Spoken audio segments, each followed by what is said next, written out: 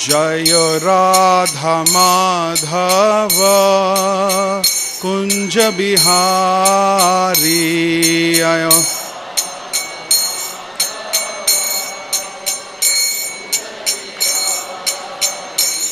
जय राधा माधव कुंज बिहारी आयो राम।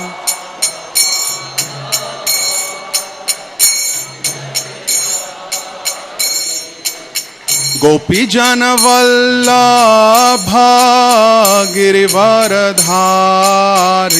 जय।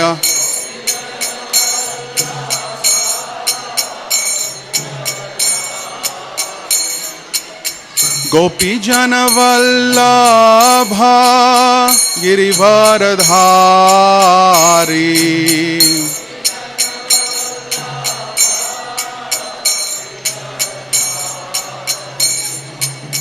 यशोदानंदन ब्रज जन रंजना यशोदा।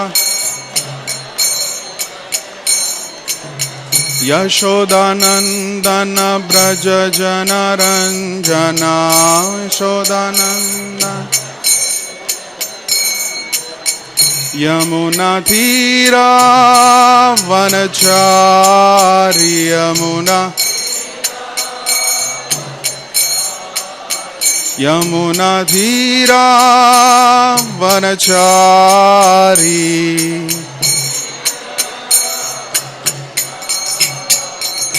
जय राधा माधव कुंज बिहारी जय।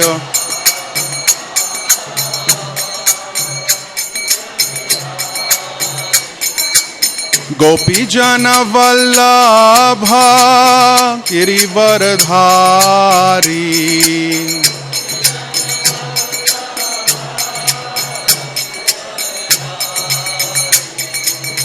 यशोदानंदन ब्रज जन रंजना यशोदा।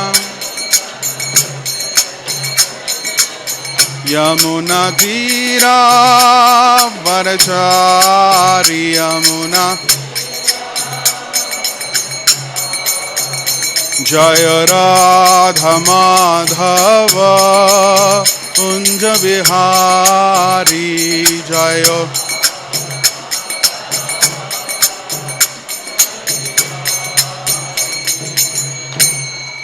जय ओम विष्णुपाद परमहंस परिव्राजकाचार्य अष्टोत्तरशत his divine grace Abhay Charanarvind Bhakti Vedanta स्वामी श्रील प्रभुपाद की जय। अनंत कोटि वैष्णव वृंद की जय। नामाचार्य श्री हरिदास ठाकुर की जय। प्रेम से कहो जय श्री कृष्ण चैतन्य प्रभु नित्यानंद श्री अद्वैत गदाधर शिवासादि गौर भक्तवृंद की जय। श्री राधा कृष्ण गोप गोपिका श्याम कुंड राधा कुंड गिरि गोवर्धन की जय। नवदीप मायापुर धाम की जय। जगन्नाथपुरी धाम की जय। गंगा माई की जय। यमुना माई की जय। सामवेद भक्तवृंद की जय। निताई गौर प्रेमानंदे। All glories to the assembled devotees. Hare Krishna. All glories to the assembled devotees. Hare Krishna. All glories to assembled devotees. Hare Krishna. All glories to Sri Guru and Sri Gauranga.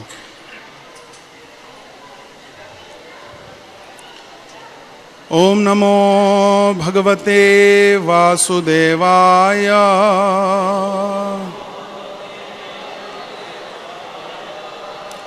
Om Namo Bhagavate Vasudevaya.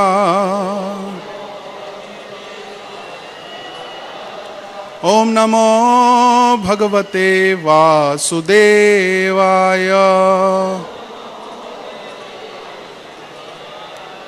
Om Ajnanatimirandhasya Jnananjanashalakaya Chakshurunmilitam Yena Tasmai Shri Guruve Namaha. वंदेहम Shri गुरो श्रीयुतपदकमलं श्री गुरून् वैष्णवांश्च श्री रूपं साग्रजातं सहगण रघुनाथान्वितं तं सजीवं साद्वैतं सावधूतं परिजनसहितं कृष्ण चैतन्यदेवं श्री राधा कृष्ण पादान् सहगण ललिता श्री विशाखान्वितांश्च। हे कृष्ण करुणा सिंधु दीनबंधो जगत्पते गोपेश गोपिका कांत राधा कांत नमोस्तुते। तप्त कांचन गौरांगी राधे वृंदावनेश्वरी वृषभानुसुते देवी प्रणमामि हरिप्रिये वाञ्छाकल्पतरुभ्यश्च कृपा सिन्धुभ्य एव च पतितानां पावनेभ्यो वैष्णवेभ्यो नमो नमः। जय श्री कृष्ण चैतन्य प्रभु नित्यानंद श्री अद्वैत गदाधर शिवासादि गौर भक्तवृंद। हरे कृष्णा कृष्णा कृष्णा हरे हरे, हरे राम राम राम हरे हरे। हरे कृष्णा। तो आप सभी हरि भक्तों का इस रविवार प्रीति भोज कार्यक्रम में हार्दिक स्वागत है।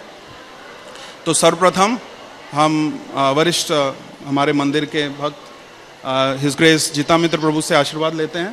प्रभु जी हमें आशीर्वाद दे कि हम भगवान की प्रसन्नता के लिए और हमारी भक्ति में प्रगति के लिए कुछ चर्चा कर पाएं। तो जो कितने लोग हैं जो पहली बार आ रहे हैं मंदिर में?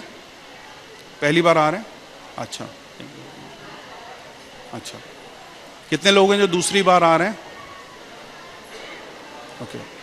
तो जो लोग पहली बार आ रहे हैं, आप लोगों का एक्स्ट्रा स्वागत है, क्योंकि आप लोग पहली बार भगवान के मंदिर में आ रहे हैं और भगवान के दर्शन आपको फिर से, आप हमारी प्रार्थना है कि फिर से आप बार बार आएं और आते रहें।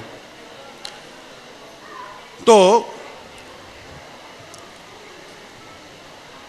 कृष्ण, जब हम भगवान कृष्ण के नाम का उच्चारण करते हैं तो इस प्रकार आचार्यगण इसकी व्याख्या करते हैं कि अब्धिर अमृतै रचितै वर्णम द्वयी, कि अब्धि अमृतै रचितै वर्ण द्वयी। तो ये बिल्व मंगल ठाकुर हमारे आचार्य हैं। तो ये कहते हैं कि ये जो कृष्ण नाम है किस शब्द से बना है? दो, इसमें कृष और न से बना है ना। तो कृष शब्द का अर्थ है जो आकर्षित करता है ना, जो आकर्षित करे, जो सबसे अधिक आकर्षित करे उसे कृष कहा जाता है। और न शब्द का अर्थ है आनंद, है ना, आनंद। तो बिल्व मंगल ठाकुर कहते हैं कि ये जो दो धातु से बना हुआ कृष्ण नाम है, अमृतै रचितै, कितना आनंद है इस नाम को लेने में। सब लोग बोलिए कृष्णा कृष्णा। थोड़ा जोर से बोलिए, अभी प्रसाद भी है, थोड़ा जोर से भगवान को आवाज लगाइए, कृष्णा कृष्णा। तो ये जो कृष और न धातु से शब्द बना है, आचार्यगण कहते हैं कि इसमें कितना रस है। लेकिन क्या हमें वो रस की अनुभूति है? थोड़ी थोड़ी तो है। और हम प्रायः देखते हैं कि मंदिर में तो बहुत कम लोग ही इस रस का आस्वादन करने के लिए मंदिर में आ पाते हैं, है ना। 1% लोग भी नहीं होंगे दिल्ली में जो मंदिर में अभी प्रांगण में बैठे होंगे। तो इसका क्या कारण है? क्यों भगवान कृष्ण जो कहते हैं सुहृदम सर्वदेही नाम, मैं सब देहियों का सुहृद मित्र हूं, सखा हूं, तो क्यों नहीं आ पाते? कोई बता सकता है क्यों नहीं आते? भगवान की शरण में बहुत कम ही लोग क्यों आ पाते हैं? कोई बता सकता है? हाँ बताइए। हाँ हाँ हाँ, आपका शुभ नाम? सुरेंद्र जी। तो सुरेंद्र जी कह रहे हैं कि लोग अपने खान पान, परिवार पालन पोषण इत्यादि में आज के समय में आजीविका भरण पोषण करने में ही लोगों की इतनी शक्ति चली जाती है कि भगवान के लिए नाम लेने के लिए समय ही कहाँ है। कितने लोग इस बात से सहमत हैं? हाँ, सही बात है।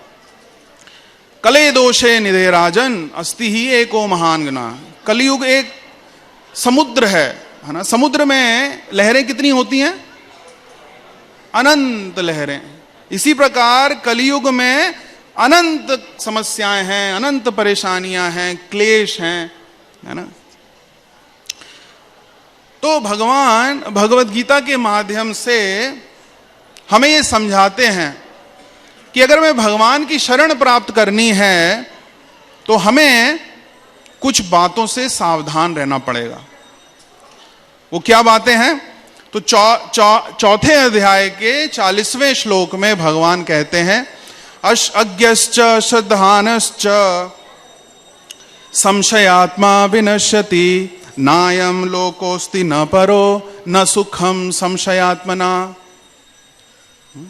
भगवान कहते हैं कि अज्ञश्च, जो कि मूढ़ हैं, अज्ञानी हैं, मेरे विषय में जो चर्चा नहीं करते, ना किसी भी प्रकार से उन्होंने सुना है, श्रवण किया। जैसे आप विदेश चले जाएं तो अनेक प्रकार के ईश्वर के विषय में लोग चर्चा करते हैं, लेकिन ईश्वर साकार व्यक्ति भी हो सकता है, ये समझना असंभव है। और वही भगवान कृष्ण किस प्रकार हमारे ही स्वरूप, जैसे हम हैं, हमारे 2 हाथ 2 पैर हैं, उसी प्रकार कैसे पूर्ण ब्रह्म हो सकते हैं, समझना उनके लिए अत्यंत कठिन है, असंभव है। अज्ञश्च, फिर बोलते हैं कि जो लोग भगवान के विषय में श्रवण कर भी लें लेकिन फिर भी उनमें अश्रद्धाना, श्रद्धा नहीं होती, श्रद्धा नहीं, श्रद्धा की कमी रहती है। तो श्रद्धा क्यों नहीं होती? क्योंकि पाप में लिप्त हैं। जो व्यक्ति पाप कर्म करेगा वो सत्कर्म, भगवान के सत्संग में नहीं आ सकता। सत्संग और भगवान का सत्संग, भगवान का नाम और पाप विरोधाभास है ना। तो जो व्यक्ति इस प्रकार कलयुग में तो पाप ही कर्म कृत्य हो रहे हैं, चहुं और पाप ही पाप हो रहे हैं, मांसाहार, अवैध स्त्री संबंध, नशा, जुआ, सट्टा, झूठ, है ना। आप लोग तो अधिक जानते हैं हमसे, आप लोग तो अखबार भी पढ़ते होंगे। तो इस प्रकार अश्रद्धा, श्रद्धा नहीं है।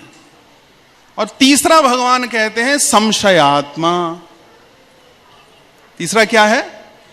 जिन लोगों को संशय है, क्या कृष्ण भगवान हो सकते हैं, है ना। ये लोग बोलते हैं कि why bad things happen to good people, है ना, कि संसार में अच्छे लोगों के साथ बुरा क्यों होता है। ऐसे बड़े बड़े विद्वान हैं, वो बोलते हैं कि अगर भगवान पूर्ण नियंता है, करुणामय भी हैं, तो इस संसार में इतना दुख क्यों है? क्योंकि हम तो भगवान के ही अंश हैं, भगवान के ही पुत्र हैं, सब भगवान के ही अंश हैं। संशय आ जाता है मन में, संशय से कैसे समाधान हो? तो फिर भगवान कहते हैं नायम लोकोस्ति न परो न सुखम संशया। तो इस प्रकार से जो व्यक्ति अज्ञ हो उसे भगवान के बारे में बताया जा सकता है, जिसकी श्रद्धा ना हो उसे भी श्रद्धा दिलाई जा सकती है। लेकिन अगर आपके मन में संशय आ गया तो फिर परलोक में भी आपका निवारण, कल्याण नहीं हो सकता। संशयात्मा विनश्यति।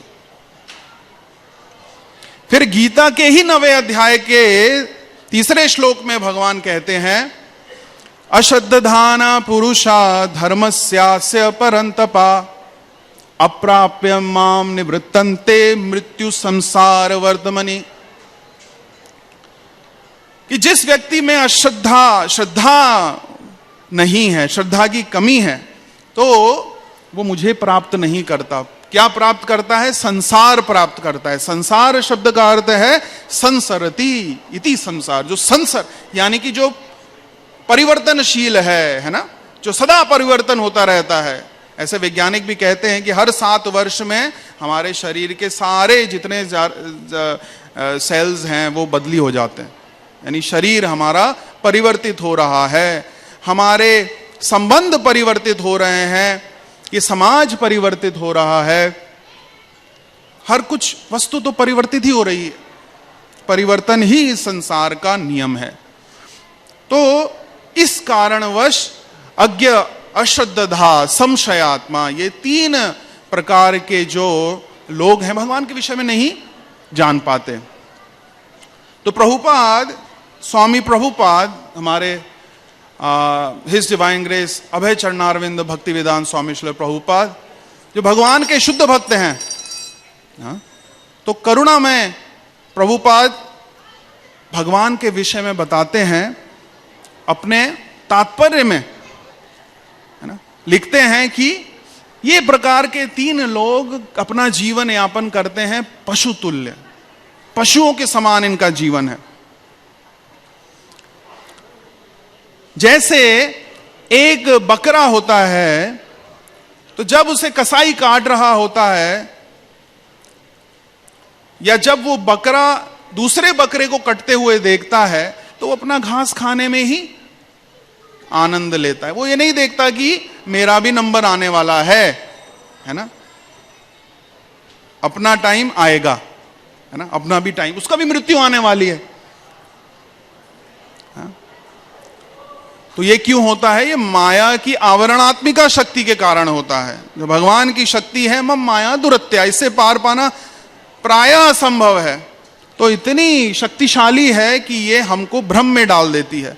हम सोचते हैं कि ये जो दुख में शरीर है, ये हमें सुख देगा। तो हम आपसे एक प्रश्न करते हैं कि अगर आपको एक थैला दिया जाए जिसमें मूत्र हो, मल हो, हड्डी हो, खून हो, कफ हो, एक थैला आपको दिया जाए, तो क्या आप उसे प्राप्त करके आनंद अनुभव कर सकते हो? कितने लोग हैं जो आनंद अनुभव कर सकते हैं? एक थैला दिया जाए, मल मूत्र, विष्ठा है, हड्डी है, खून है, सब अपवित्र वस्तुएं। कितने लोग आनंद, भाई कोई रखेगा भी नहीं घर में, मेरे पास आ रही है। लेकिन ये शरीर भी तो उसी थैले के समान है। हम इस शरीर में जो 9 द्वार हैं, छिद्र हैं, इससे हम देखते हैं क्या वस्तुएं निकल रही हैं। क्या सुगंधित वस्तुएं निकल रही हैं? एबॉमिनेबल, प्रभुपाद कहते हैं। लेकिन हमें इस शरीर से इतनी आसक्ति है कि पूरा जीवन ही हम इस शरीर को सजाने संवारने में लगा देते हैं। तो कितनी बड़ी माया है, देखिए। तो प्रभुपाद कहते हैं ये पशुतुल्य जीवन है। प्रभुपाद कहते हैं कि ये deluxe animal life, polished animal life, जो पशुतुल्य पशु जीव कार्य कर रहे हैं, वही हम थोड़ा अच्छे तरीके से कर रहे हैं। आहार निद्रा भय मैथुनम च सामान्य में तत् पशु भी नराणाम, यही सब क्रियाएं हम कर रहे हैं। आहार, अच्छा खाना, अच्छा सोना। और जो संसार के हर कोई जीव, चाहे कोई वैज्ञानिक ही क्यों ना हो, बड़ा पढ़ा लिखा, पीएचडी डिग्री, नोबेल प्राइज मिला हो, है ना। अभी हमारे एक भक्त हैं, तो वो बड़े अच्छे इंजीनियरिंग कॉलेज से उन्होंने पास किया, और उनकी 4 साल उन्होंने पढ़ाई करने के बाद एक कंपनी में नौकरी किया विदेश में।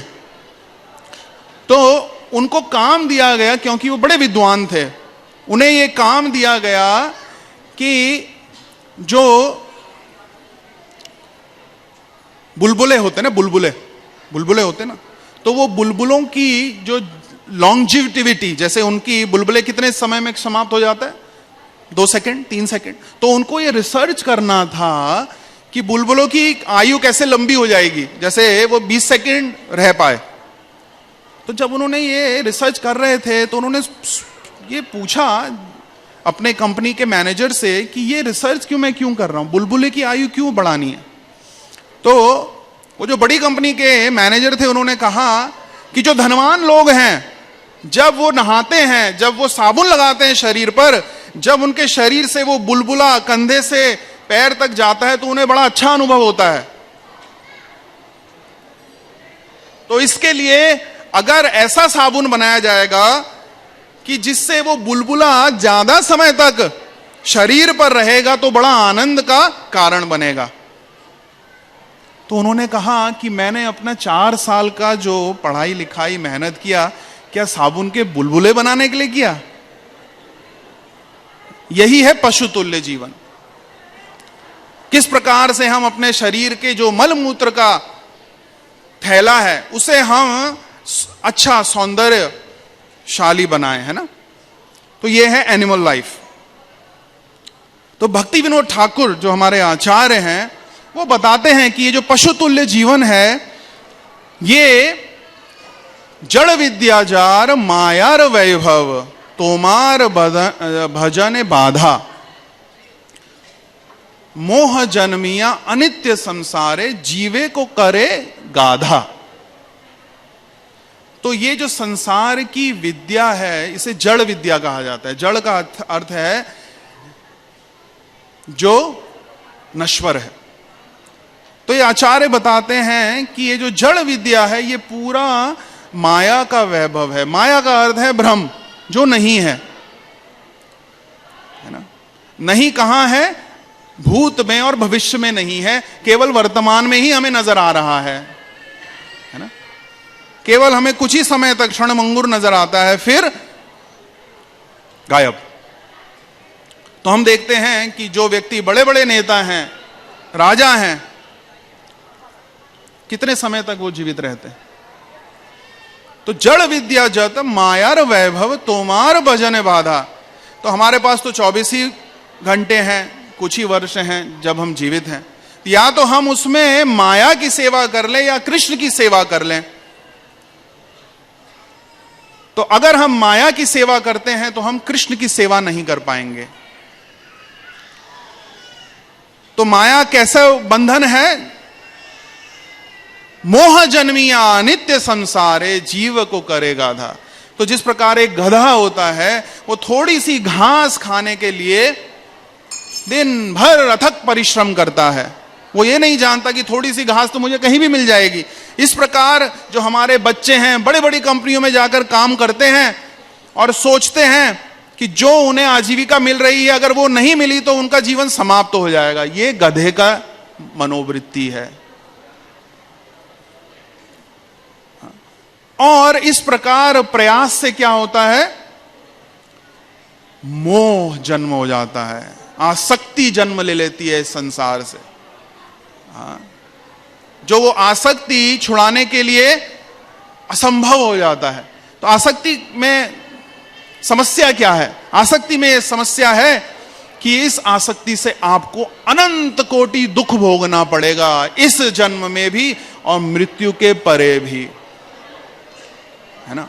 तो ऐसे लोग, हम अखबार में जो लिखा है, वैज्ञानिक जो बोल रहे हैं, क्रमशः भार जो वार्तालाप होता है इस पर तो हम विश्वास कर लेते हैं, लेकिन भगवान की वाणी पर विश्वास नहीं करते। ये कितना हमारा बड़ा दुर्भाग्य है। सही बात है कि नहीं?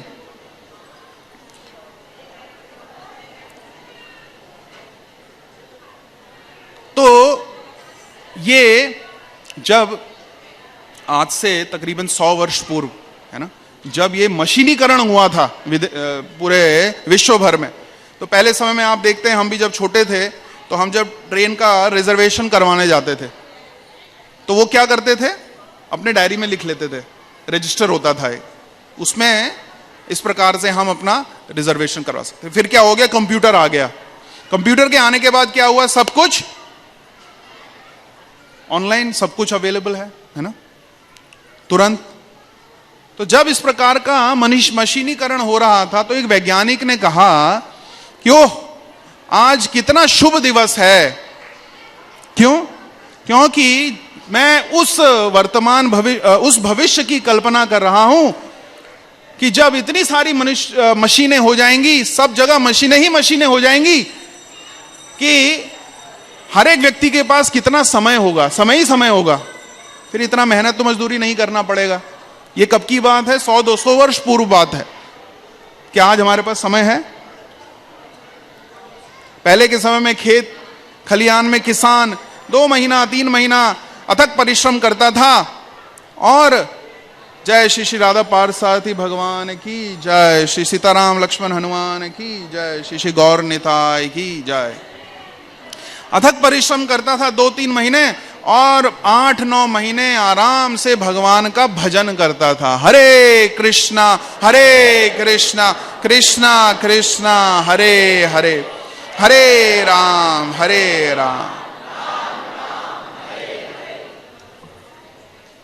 तो ये है जड़ विद्या, है ना। तो इस प्रकार की जड़ विद्या से क्या होता है, व्यक्ति अपने जीवन के लक्ष्य को ही भूल जाता है। इस प्रकार अनंत दुखों के सागर में रहने के कारण वो सदा व्यथित रहता है, सदा उद्विग्न मानसा, इस प्रकार बताया गया, हमेशा एंजाइटी रहती है। अभी आज के समय में देखिए, छोटे बच्चों को भी जो 5वीं 6वीं कक्षा में पढ़ते हैं, उनसे भी पूछा जाए कि अरे तुम्हारा जीवन तो कितना सुखमय है, तुम बच्चे हो, खेलते रहते हो, खेलते कूदते हो, कोई टेंशन नहीं है, कोई क्लेश नहीं है। तो बच्चे भी कहते हैं ऐसा मत बोलिए, कितना टेंशन है। 5वीं 6वीं कक्षा से ही उन्हें सपने दिखा दिए जाते हैं कि तुम्हें ये बनना है, वो बनना है, फलाना ढिमकाना, है ना। तो एक व्यक्ति सोचता है कि मैं इतना धन कमाऊंगा, इतना धन कमाऊंगा कि मैं अपने शहर में सबसे धनवान बन जाऊंगा। फिर वो जब शहर में धनवान बन जाता है तो वो ये सोचता है कि मैं और धन कमाऊंगा कि पूरे राज्य में धनवान बन जाऊंगा। फिर जब वो राज्य का भी धनवान व्यक्ति बन जाता है तो वो ये सोचता है कि मैं पूरे देश का धनवान व्यक्ति बन जाऊंगा। फिर वो देश में भी सब धनवान बन जाता है तो सोचता है मैं विश्व में सबसे धनवान बन जाऊं। जब वो इस प्रकार विश्व में भी बन जाता है तो वो सोचता है कि मैं इतिहास में सबसे धनवान व्यक्ति बन जाऊं। ऐसा सोचते सोचते वो व्यक्ति ही इतिहास बन जाता है। तो कहने का अर्थ ये है कि मोह जन्मिया अनित्य संसारे, जीव को करे गाधा। तो इस प्रकार डोंकी नहीं बनना चाहिए, गधा नहीं बनना चाहिए। गधा क्या कार्य करता है, थोड़ी सी घास खाता है और उसका आसक्ति है शी डोंकी में, अपनी पत्नी में। पत्नी के साथ वो मैथुन क्रिया करता है और वो मैथुन क्रिया करने के उपरांत वो जो गधी है उसे बड़ी जोर से लात मारती है। तो वो बोलता है वाह, यही जीवन का आनंद है ना, यही जीवन का आनंद। तो दुर्लभ मानव जन्म लभिया संसारे, कृष्ण न भजिया दुख कहिबो कहारे। अगर आपने ये मनुष्य जीवन इसी प्रकार गधा प्रवृत्ति मनोवृत्ति में लगा दिया तो फिर इससे बड़ा दुख क्या होगा। प्रभुपाद बताते हैं कि ये मनुष्य जीवन एक प्रकार का जंक्शन है। क्या है, जैसे आपने देखा है रेलगाड़ियां होती हैं, जंक्शन में आती हैं, फिर वो दूसरी गाड़ी बदली जाती है। या तो एक प्रकार का आपके पास टिकट है, तो आप अगर एयरपोर्ट में जाते हो और आपके पास एक फ्लाइट का टिकट हो कि वो टिकट पकड़ के आप विदेश जा सको, लेकिन आप एयरपोर्ट जाकर वहां पे अच्छे अच्छे दुकानें इत्यादि देखकर कपड़े लेकर वापस आ जाओ, लेकिन आपने जिस वो टिकट मिला था उसका तो उपयोग किया ही नहीं।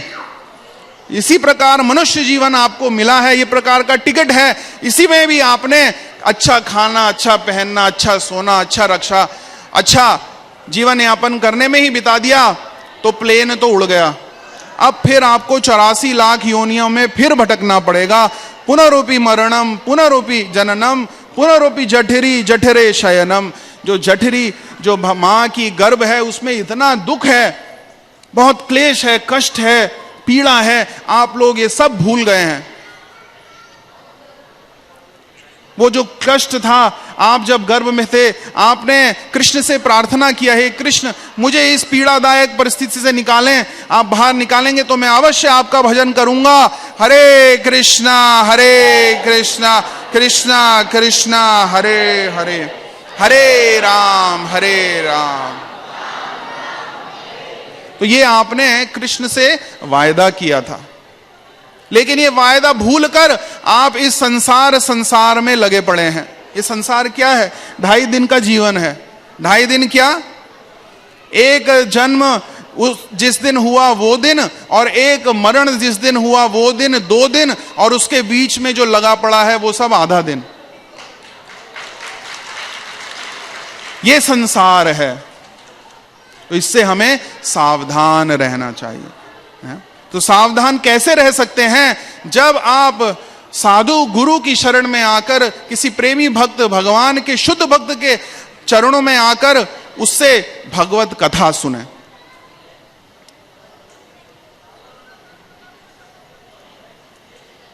तो हम प्रार्थना करते हैं, जो मंदिर में भक्त लोग आते हैं, तो हम कहते हैं इस प्रपंच से हम कैसे छूट सकते हैं, क्या सबसे आसान तरीका है। आपने समस्याएं तो बता दी, समाधान भी तो बताइए। आप लोग कितने में लोग हैं जो इसका समाधान जानना चाहते हैं? हाथ खड़ा कीजिए।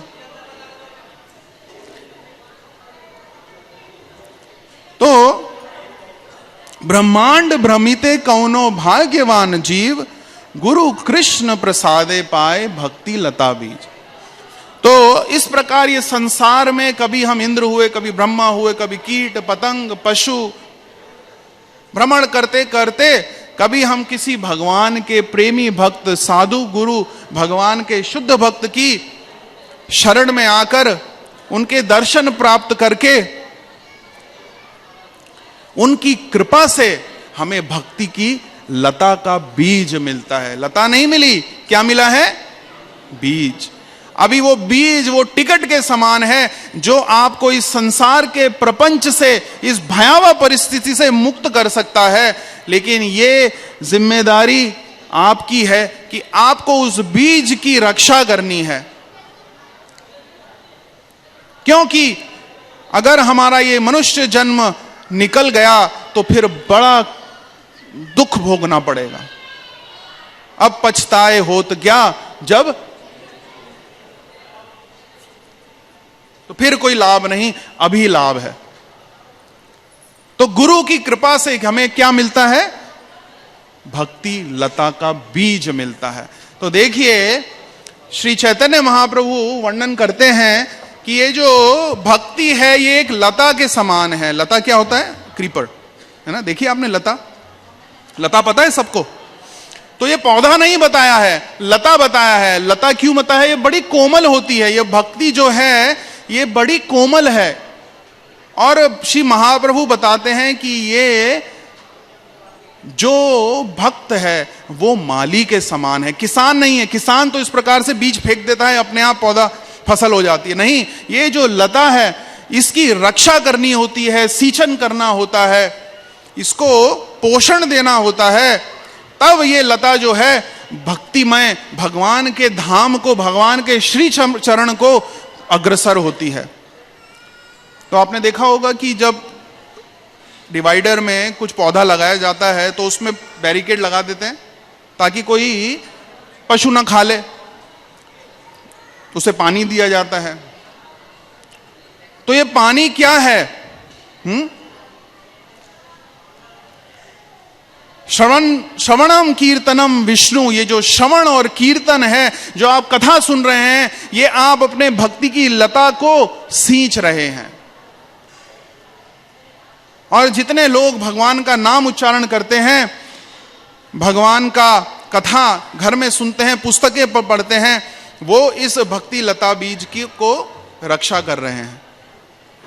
तो ये जो लता है, तो ये किसकी कृपा से मिलती है? ये गुरु की कृपा से मिलती है। तो जो हमारे संप्रदाय में देखिए, अगर आपको भगवान के श्री चरणों की तरफ अग्रसर होना है तो इसका एक छोटा सा मैं उदाहरण देता हूं, है ना? जब हम बचपन में स्कूल जाना होता था तो हम कैसे जाते थे? साइकिल से। साइकिल होती थी और 5 किलोमीटर लंबा स्कूल है, बड़ा कठिन परिश्रम लगता था, बड़ा दूर लगता था। लेकिन कभी कभी एक लॉटरी लग जाती थी। क्या लॉटरी लग जाती थी? कि जब हम शाम को स्कूल से थके हारे आ रहे होते थे, अरे साइकिल चलाकर घर जाना पड़ेगा। लेकिन आते आते हम देखते थे कि एक ट्रैक्टर जो अपने ही घर की तरफ जा रहा होता था, उस ट्रैक्टर को हम कोना पकड़ लेते थे और उसका कोना पकड़ के हमें आराम से गाते गाते हम अपने घर तक पहुंच जाते थे। सही बात है कि नहीं? देखा है आपने कई लोगों को ऐसा करते। तो गुरु भी उसी ट्रैक्टर के समान है जो कि भगवान की प्रेमा भक्ति में 24 घंटे दिन रात भगवान की प्रेममयी सेवा में लिप्त हैं, अगर हम उस गुरु के श्री चरण कमलों को अपने हृदय में धारण कर लें तो हम भी भगवान से प्रेम करने में हमें देर नहीं लगेगी।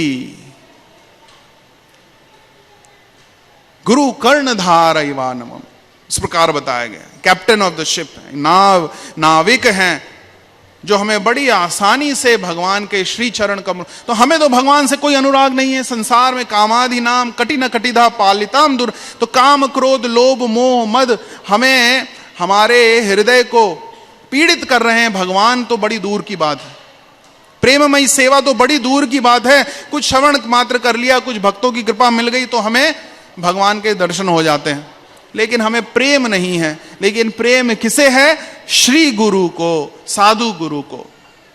इसीलिए हम जब हमारे संप्रदाय में हम भगवान के दर्शन करते हैं, भगवान के दर्शन करते ही हम श्री गुरु को याद करते हैं।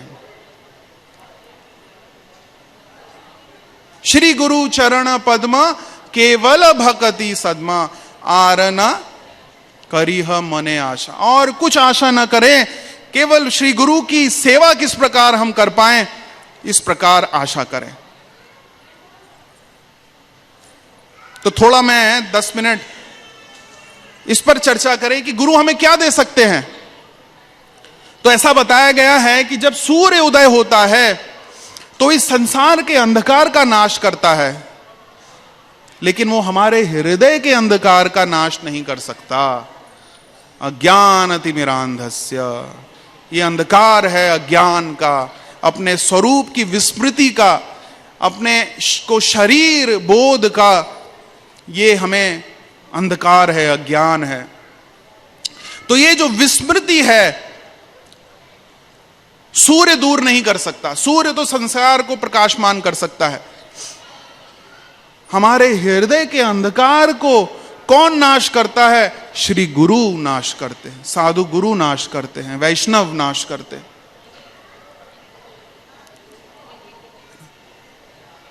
तो जब हम श्री गुरु की शरण में आते हैं, भगवान गीता में कहते हैं तद विधि प्रणिपाते न परिप्रश्नेन सेवया उपदेक्षन्ति ते ज्ञानम ज्ञानिनस तत्वदर्शिना। हे अर्जुन, आप मेरे विषय में अगर श्रवण करने का प्रयास करोगे तो आप नहीं कर पाओगे। आप किसके पास जाएं? आप श्री गुरु के पास जाएं, जो तत्व से मुझे जानता है। आप उसकी सेवा करें, सेवा करते ही रहें, सेवा करते ही रहें, है ना। तो एक इसका उदाहरण मैं आपको बताता हूं कि भक्ति सिद्धांत सरस्वती गोस्वामी महाराज जो हमारे श्रील प्रभुपाद के गुरु हैं, तो बड़े शुद्ध भक्त भगवान कृष्ण के। तो उनसे मिलने के लिए, उनकी महिमा बड़ी प्रसिद्ध थी बंगाल में, और उनसे मिलने के लिए एक बहुत बड़े राजनेता श्री मदन मोहन मालवीय, आपने नाम सुना होगा, वो उनसे मिलना चाहते थे। तो क्यों मिलना चाहते थे? कुछ मन में दुविधा थी, कुछ शंका थी कि मुझे क्या करना चाहिए जीवन में, क्या करूं क्या नहीं करूं, कुछ शंका थी, तो मिलना था। तो जब भक्ति सिद्धांत सरस्वती महाराज को इस प्रकार का बारे में बताया गया कि ये आपसे मिलना चाहते हैं, तो उन्होंने कहा कि ठीक है, आप उसे मेरे पास लेकर आ सकते हैं, लेकिन मेरे पास लाने से पहले आप भगवान के किचन में, जहां भगवान का भोग लग रहा है, भोग बनता है, वो उनको बोले कि पहले वो बर्तन साफ करके मेरे पास आए। क्या बोले? जो वो बर्तन हैं जिसमें भगवान को भोग बनता है, पहले वो थोड़ा मार्जन करें, सफाई करें, फिर मेरे पास आए। ये सच्ची घटना है, आप ध्यान से सुने। तो जब वो मदन मोहन मालवीय बड़े सरल थे, सरल हृदय के थे, उन्होंने कहा ठीक है, क्यों नहीं। तो जब वो मिलने के लिए कलकत्ता मंदिर में आए, तब उन्होंने, भक्तों ने उन्हें दिखाया कि ये किचन है और यहां पर वॉश एरिया है, सफाई होती है, आप साफ करें। तो उन्होंने 1 घंटा तो बर्तन भगवान के साफ किए। फिर भक्त लोग उन्हें भक्ति सिद्धांत सरस्वती महाराज जी के कक्ष में लेकर गए, तो भक्ति सिद्धांत सरस्वती महाराज श्रील प्रभुपाद ने उनसे कहा कि बताइए क्या शंका है। तो तो मदन मोहन मालवीय बोले, मेरी शंका समाधान हो गया। कैसे समाधान हो गया? बर्तन मार्जन से, है ना। भगवान की सेवा क्या है? हृदय का मार्जन है, हृदय की शुद्धि है। तो जो हमारे संसार जीवन में क्लेश है वो किसके कारण है? अनियंत्रित मन के कारण है। हमारा मन हमारी वश में नहीं है, इच्छाएं अनियंत्रित हैं। तो गुरु महाराज बताते हैं कि जैसे एक व्यक्ति की 5 पत्नियां हो, वो कितना दुखी रहेगा। एक को ही संभालना मुश्किल, तो 5 अगर हो तो क्या होगा? एक बोलेगी यहां जाना है मुझे आज, दूसरी बोलेगी मुझे यहां जाना है, मुझे यहां लेकर चलो, क्यों नहीं लेकर जा रहे हो? तो इसी प्रकार जो हमारी इंद्रियां हैं, हमारे नेत्र बोलते हैं चलो हमें सिनेमा जाना है, तो हमें जाना पड़ता है। क्या करेंगे? इच्छा है, पूर्ण करना है। हमारे कर्ण बोलते हैं हमें अच्छा अच्छा गाना सुनने जाना है, वो कॉन्सर्ट है, लोग कहां कहां नहीं भाग के जाते, है ना। हमारी जिह्वा बोलती है अरे आज तो खाना है, चलो। तो वो जीव बेचारा इस प्रकार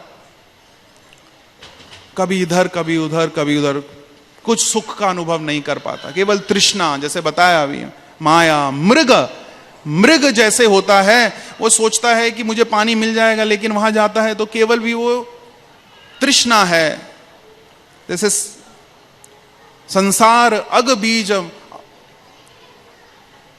संसार जो संसार की प्रवृत्ति हुई है, ये कैसे अघ बीज, अघ मीन सिन, पाप। पाप क्या है? पाप है भगवान की विस्मृति। ये भगवान का ही सारी संपत्ति है, भगवान ही इसके भोक्ता हैं, और भगवान से ही हमारा संबंध है और किसी से संबंध नहीं है। जब तक आपको ये बात साक्षात्कार न हो तब तक हम क्या है? माया में है, अंधकार में है, अज्ञान में है। तो श्री गुरु क्या करते हैं? हमें इस माया से मुक्त करते हैं। तो श्रीमद् भागवतम में वर्णन आता है, प्रसंगम अजरम पाशम आत्मनः कवयो विदु स एव साधुषु कृतः मोक्ष द्वारम अपावृतम। तो बड़ा आसान तरीका है, जो ममता आपने संसार में लगाई है वही ममता आप श्री गुरु के चरणों में लगाएं।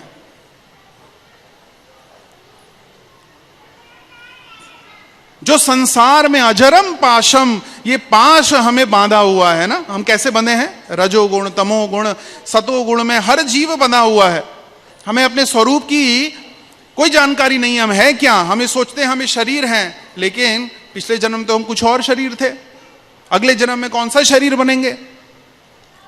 अजरम पाशम, ये पाश से हम बंधे हुए हैं। आत्मनः कयो कवयो विदु, इस प्रकार से विद्वान लोग इस प्रकार की गणना करते हैं। सएव साधु सुकृत हो, यही जो आपने आसक्ति संसार में लगाई है, ये आप श्री गुरु के चरणों में लगाएं, भगवान के शुद्ध भक्त से लगाएं। तब क्या होगा? मोक्ष द्वारम, वो मोक्ष के द्वार खुल जाएंगे। तब आप प्रेम से भगवान का नाम उच्चारण कर सकेंगे, हरे कृष्णा कृष्णा कृष्णा हरे हरे।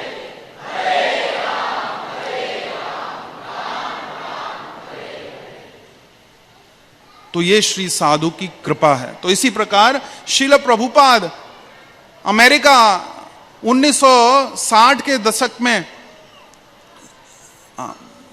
1-1.5 महीने की यात्रा करके 2 हार्ट अटैक प्रभुपाद को, इतनी तपस्या प्रभुपाद की। क्यों? क्या कारण है? भगवान कहते हैं संभवामी युगे युगे, मैं आता रहता हूं, आता ही रहता हूं, हर युग में आता हूं, फिर आ जाता हूं। अरे क्यों आते हो? क्योंकि मैं तुमसे प्रेम करता हूं मूर्ख, ये भगवान कहते हैं। मैं क्यों आता हूं? भगवान को क्या आवश्यकता है इस संसार में आने की? दुखालयम शाश्वतम, क्योंकि भगवान हमसे प्रेम करते हैं। ये बात समझिए। आप इस संसार में किसी भी व्यक्ति से प्रेम करेंगे, जब तक आप कृष्ण से प्रेम ना करें तब तक आप सुखी नहीं रह सकते।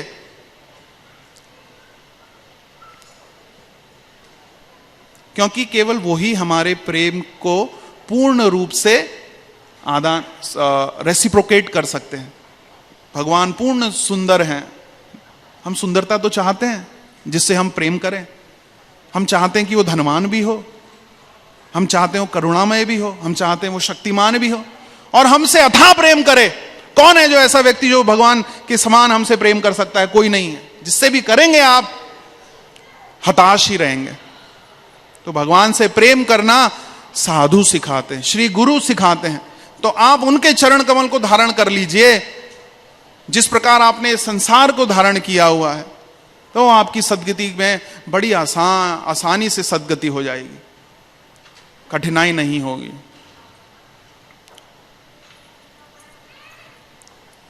प्रसंगम अजरम पाशम। तो साधु किस प्रकार है? साधु अग्नि के समान है। जब हम अग्नि के समक्ष आते हैं तो 3 वस्तुओं का लाभ होता है। एक तो ठंड हो अगर चली जाती है, अगर अंधेरा हो, अंधेरे में चोर उचक्के आ सकते हैं, वो चले जाते हैं, और प्रकाश हो जाता है। सही बात है कि नहीं? जब अग्नि प्रज्वलित होती है। इसी प्रकार साधु गुरु भी 3 लाभ देते हैं हमें जीवन में। सबसे पहला लाभ तो यह है कि हमारा भय नाश हो जाता है। भय नाश हो जाता है। भय क्यों होता है? भय होता है वीत राग भय क्रोध मन मया मामुपाश्रिता। भय होता है भविष्य के कारण, राग होता है वर्तमान के कारण, आसक्ति होती है,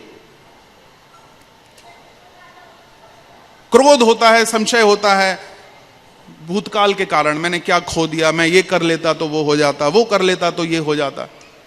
और भविष्य के कारण भय होता है, शोक होता है, वीतराग भय शोक होता है भूतकाल के कारण, क्या खो दिया, क्या ये कर लेता, हाय हाय, लोग रोते हैं। तो साधु गुरु की शरण में आने से हमें वो भय नाश हो जाता है, क्योंकि साधु हमें भगवान कृष्ण के दर्शन करा देते हैं। तो जब हमारे जीवन में कृष्ण आ जाते हैं तो हम सोचते हैं कि संसार का लाभ तो अगर हो गया तो 5 रुपए का फायदा हो गया, नुकसान हो गया तो 5 रुपए का नुकसान हो गया, हमारे पास तो 50 करोड़ की संपत्ति है। हरे कृष्णा कृष्णा कृष्णा हरे हरे, हरे राम नाम चिंतामणि कृष्णा। भगवान का नाम क्या है? चिंतामणि के समान है ना? तो ये भगवान के नाम में जब आसक्ति हो जाती है तो लोग आपके पीछे दौड़ेंगे, आपको किसी के पीछे दौड़ना नहीं पड़ेगा। जब तक आप माया के पीछे, संसार के पीछे दौड़ेंगे तो क्या होगा? वृद्धावस्था में देखा है अपने वृद्ध लोग कैसे होते हैं?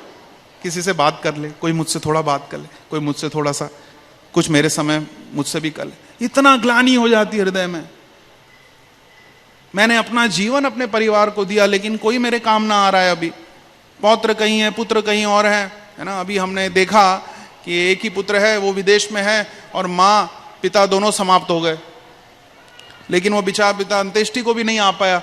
ये क्या सुख है? तो जो वृद्ध लोग होते हैं वो सोचते हैं कोई तो बैठे, कोई नहीं बैठता। तो जब आपके पास कृष्ण आ जाएंगे तो सब आपसे चिपकेंगे। मधुमक्खी कैसे चिपकती है? किससे? मधु से। मधु से, है ना? कितनी मधुमक्खी, तो आप मधु समान हो जाएंगे, क्योंकि मधुपति कौन है? कृष्ण है। भगवान कृष्ण मधुपति हैं।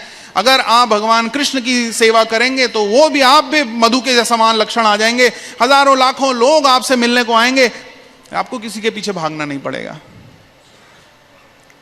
तो ये भय का नाश होता है। और श्री गुरु के आने से हमारे जीवन में विघ्न नाश होते हैं। हमारे जीवन में भक्तिमय मार्ग में जो विघ्न है वो श्री गुरु के स्मरण से, उनकी कृपा से नाश होता है। दूसरा और तीसरा है कर्म जाड्य। कर्म जड़ता का अर्थ है कि हमारी जो इस संसार में आसक्ति हो गई है, ये छूट नहीं रही है। तो श्री गुरु के दर्शन से, उनके प्रवचन से संसार का जो पाश है, ये जो जड़ता है, ये भंग हो जाती है। क्योंकि श्री गुरु ज्ञान आसीन आत्मनः, श्री गुरु के पास एक तलवार है जो 2 धारी तलवार है। वो तलवार किसकी है? ज्ञान की है। और वो उस तलवार से जब हमारे पर वार करते हैं तो हमारे सारे कर्म, जड़ता, जो आसक्ति है वो तुरंत ही नष्ट हो जाती है और हम भगवान से प्रेम, आस्वादन, complete peacefulness and blissfulness, Prabhupada कहते हैं, पीस, शांति आ जाएगी आपके जीवन में। जब आप श्री गुरु के मुख से भगवान के विषय में श्रवण करेंगे तो आपके जीवन में एक ठहराव, एक शांति, एक काम अनुभव करेंगे।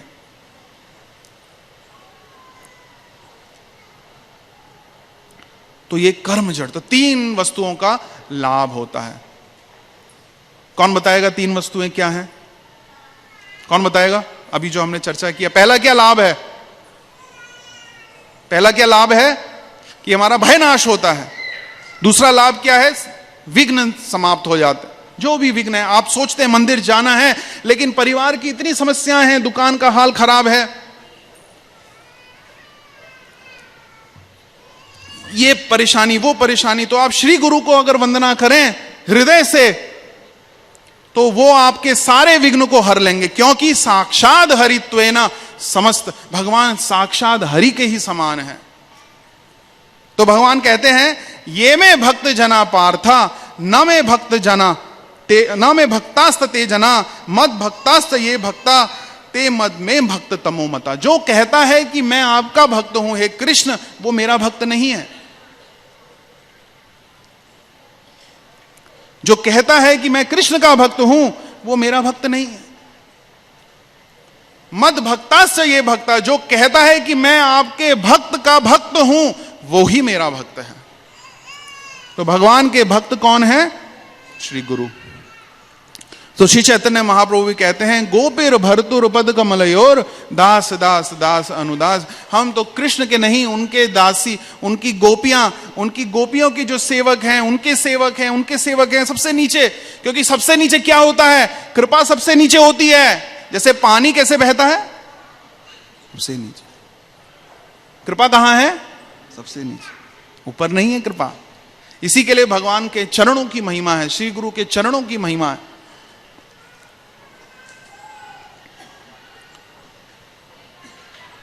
तो इस प्रकार ये हमारा, ये परंपरा का सिद्धांत है। श्री चैतन्य महाप्रभु जब स्वयं भगवान है, जब ईश्वरपुरी है ना, जब उनसे दीक्षा ग्रहण करने के बाद वहां की मिट्टी लेकर आ रहे हैं, मिट्टी लेकर आ रहे हैं, बोल रहे क्यों? ये मेरे गुरु की स्मृति दिलाएगी मुझे। वो मिट्टी, कितना प्रेम है। तो हमें गुरु से ममता होनी चाहिए, गुरु से ममता करें। श्रील प्रभुपाद के जीवन में देखें, प्रभुपाद केवल 2 बार भक्ति सिद्धांत से अपने गुरु से मिले, लेकिन इस प्रकार उन्होंने उनके इच्छाओं को स्वीकार किया, है ना। भारत भूमि, आप सब भाग्यशाली हैं, आप सब भाग्यशाली, क्योंकि भारत बहुत दुर्लभ है। भारत में जन्म, दुर्लभम भारतम, जो मनुष्य का जन्म मिले जो और अधिक दुर्लभ है। तो इसका लाभ लें, इसे व्यर्थ न जाने दें। जो टीवी इश्तेहार में सारी खबरें आ रही हैं उस पर विश्वास न करें, कृष्ण के शब्द पर विश्वास करें, कृष्ण के शुद्ध भक्त के शब्द पर विश्वास करें। सुहृदम सर्वदेही नाम उत्तिष्ठ जागृत प्राप्य वरान निबोधिता। आप ये वर मिला है, आपको भारत में जन्म मिला है, आप इसे भी खाने पीने में, ये सब तो विदेशों में हो रहा है। क्या वो लोग सुखी हैं? कितने आत्महत्याएं हो रही हैं?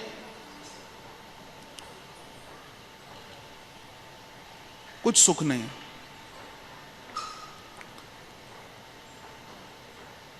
तो इस प्रकार हमें ये भगवान के शब्दों को हृदय से धारण करना चाहिए और उन श्री गुरु को स्मरण कर उनकी सेवा में, प्रेममयी सेवा, सेवा ऐसे ड्यूटी ऐसे नहीं, सेवा कैसे? जैसे मां अपने पुत्र की सेवा करती है, करती रहती है, तब कृपा मिलेगी। और ऐसी कृपा मिलेगी कि भगवान स्वयं आ जाएंगे और बोलेंगे चलो, तुम्हारे आनंद का, असीमित आनंद का समय आ गया है।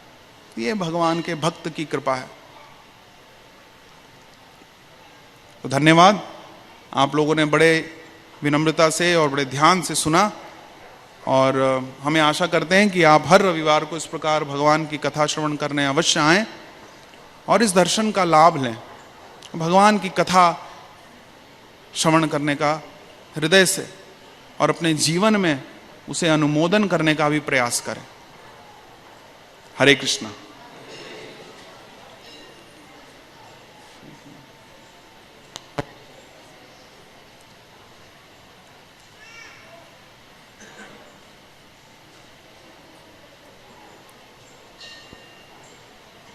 ये ले लीजिए।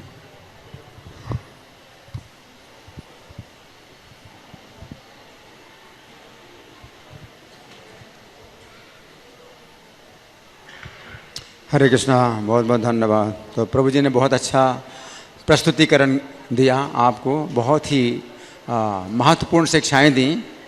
अब मैं आपसे एक प्रश्न पूछ रहा हूं कि ये समय बड़ा पवित्र चल रहा है, कुछ दिनों से ये समय बड़ा पवित्र चल रहा है, क्या है वो?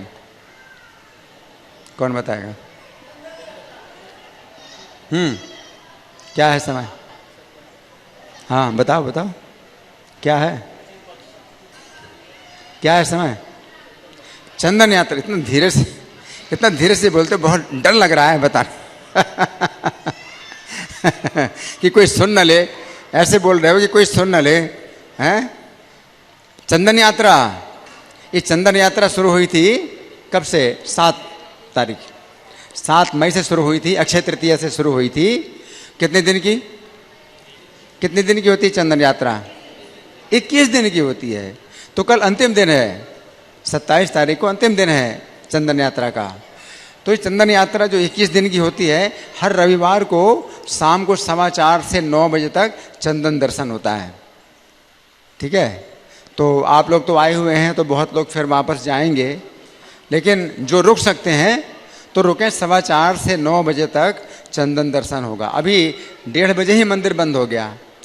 रविवार को 2 बजे मंदिर बंद होता है, अभी 1:30 बजे ही मंदिर बंद हो गया। क्यों? चंदन। अभी सब पुजारी लोग जो है बहुत परिश्रम कर रहे हैं, भगवान के शरीर में चंदन का लेप कर रहे हैं। तो शाम को 4:15 बजे जब दर्शन होगा तो चंदन दर्शन होगा और 9 बजे तक चलेगा। तो ये आज का दिन है और कल भी होगा, कल अंतिम दिन है। रविवार को होता है चंदन दर्शन 4:15 से 9 बजे तक, और अंतिम दिन भी होता है, तो कल अंतिम दिन है। तो आज और कल 2 दिन जो है इस वर्ष के लिए चंदन यात्रा का अवसर है, चंदन दर्शन का अवसर है। तो आप लोग चंदन दर्शन करें, क्योंकि भगवान के लिए जो है, जब भक्त लोग परिश्रम करते हैं, चंदन घिसते हैं, तो वो परिश्रम जो है ये भगवान जो है स्वीकार करते हैं कि घिसा है ना। कितना परिश्रम होता है चंदन घिसने में, तब कहीं लेप तैयार होता है। और कितना लेप पूरे शरीर में भगवान को जब लगाया जाता है तो वो जो है चंदन, है ना। तो वैसे तो ठंडक के लिए भी आवश्यकता नहीं है चंदन की, अभी तो जो है एसी है, सब कुछ है, तो ऐसी आवश्यकता नहीं है। लेकिन फिर भी भगवान को आवश्यकता है, क्योंकि भगवान आपकी भावना को जो है देखना चाहते हैं कि आपके अंदर कैसी भावना है, आपके अंदर जो है कितना आप भगवान के लिए परिश्रम करते हैं। और चंदन यात्रा के पीछे एक बहुत सुंदर कथा है। हाँ, किसकी है कथा? कौन से महात्मा है जिनके कारण चंदन यात्रा शुरू हुई? कौन बताएगा? कोई? हाँ, माधवेंद्रपुरी। माधवेंद्रपुरी की कथा बड़ी सुंदर, बहुत पवित्र है, जिनके कारण चंदन यात्रा पूरे संसार में होती है। तो वो भी जो है घटना है जो कि आप लोगों को पता होगी या नहीं पता है, हर साल सुनाई जाती है, कभी ना कभी अवसर मिलता है सुनने का, तो वो पता होना चाहिए। माधवेंद्रपुरी के कारण भगवान जो है चंदन धारण करते हैं, चंदन का जो है लेप धारण करते हैं भगवान। तो भगवान को ऐसे आवश्यकता नहीं चंदन का लेप धारण करने की, उनको थोड़ी गर्मी लगती है, लेकिन फिर भी उनको गर्मी लगती है क्यों? क्योंकि वो आपकी सेवा चाहते हैं। तो चंदन जो है धारण करके भगवान प्रसन्न होते हैं, और जब भगवान प्रसन्न होते हैं तो उनकी सुंदरता बढ़ जाती है। तो वो जो है चंदन है जो कि अभिलेप हो रहा है, आप लोग दर्शन करेंगे। तो यथा संभव आप लोग अगर रुक सकते हैं तो आप चंदन दर्शन करें। हरे कृष्णा।